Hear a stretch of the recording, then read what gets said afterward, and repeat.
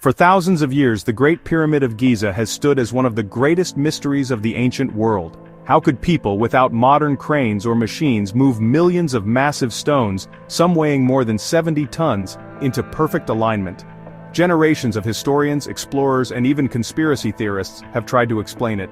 Some imagined mystical powers, others even today claim that aliens must have built the pyramids.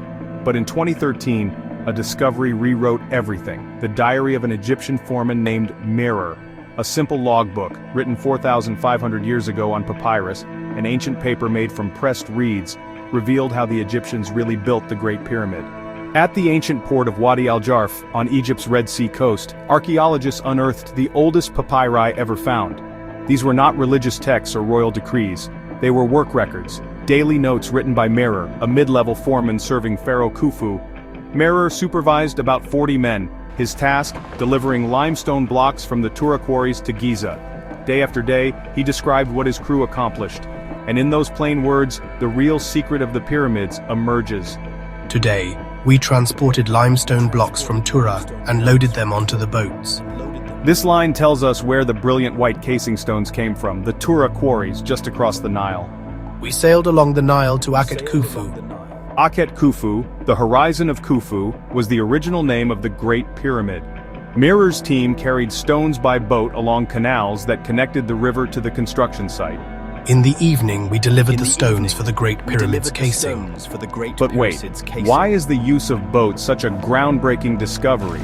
Because the pyramids were not built right on the Nile's banks. They could only reach the pyramid plateau when the river flooded. This means the true secret of moving the stones was not brute strength or alien technology. It was the Egyptians' brilliant use of water and physics. Every year, the Nile River flooded, spreading across the land. The Egyptians turned this natural event into a powerful engineering tool. They dug canals and created temporary harbors. When the waters rose, the stones could be floated right up to the pyramid site, using nothing more than the river's own force. In other words, the true secret of the pyramids was the genius of timing, using the Nile's annual flood and the simple principle of buoyancy to move thousands of tons of stone. The logistics were extraordinary. The Tura quarries lay about 13 kilometers from Giza. Stones were loaded onto large wooden boats, each carrying multi-ton blocks. During the flood season, canals linked the Nile directly to Giza. From the harbor, ramps and sledges helped workers position each block with stunning precision. This was not chaotic labor. It was a planned national project, organized with military-like discipline and mathematical skill. Merer himself was not a noble, not a priest, just a foreman.